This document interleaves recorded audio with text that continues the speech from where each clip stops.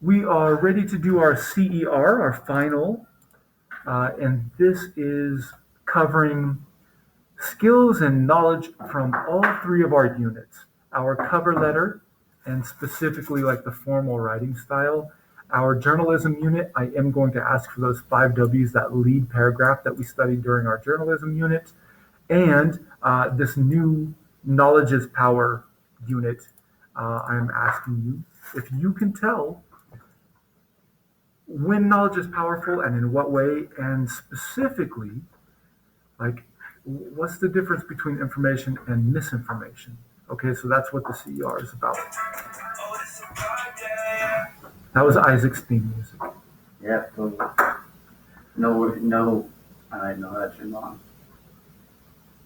So here's what we're learning. I'll let anybody read over this as it is helpful to them.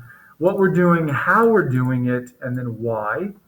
All right, and I tried to cover that a little bit just now. And then there's a to-do list. So the directions, please search for an article based on your own active interests. I want you to find a news article. I'm asking if you can tell the difference between information and misinformation when you do a news search.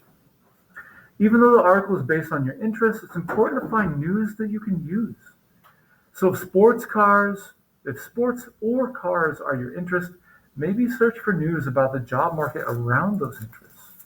We want to move away from passive entertainment about our interests and towards active engagement and participation in our communities. So the first thing I'll ask for is the 5 Ws. I want you to, given that you search for this article, I want you to tell me about it. Who does the action of the news article? Who is impacted by the action? What is the topic or issue? What's at stake? When does the action and its impacts happen? Most of the time, if you're searching news, it's like current, and it has future effects.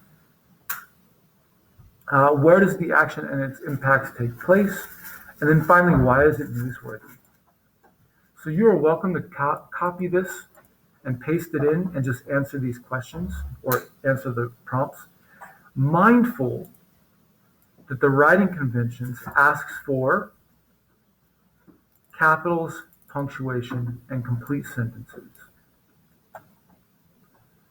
So if you respond to this one right here, who acts, who is impacted by the action, and you say NASA and then citizens of US, that is not a full credit answer.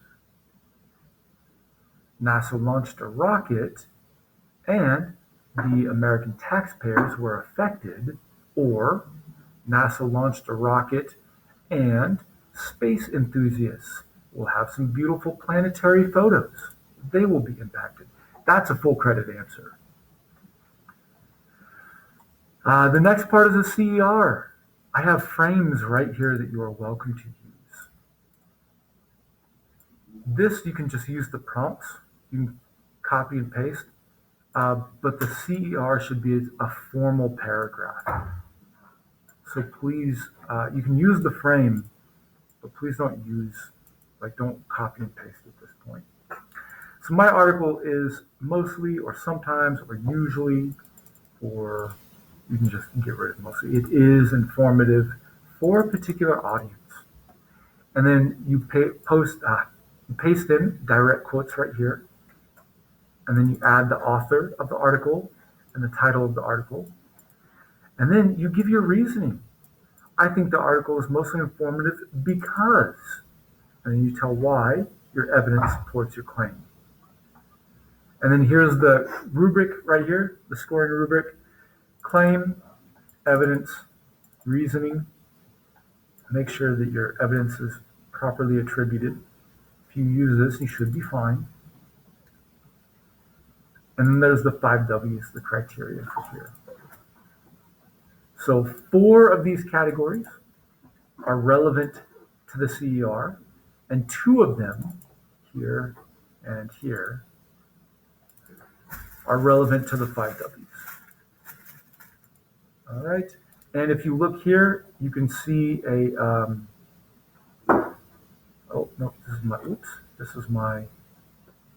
if you look in the modules, you can see a practice and models and stuff like that, okay?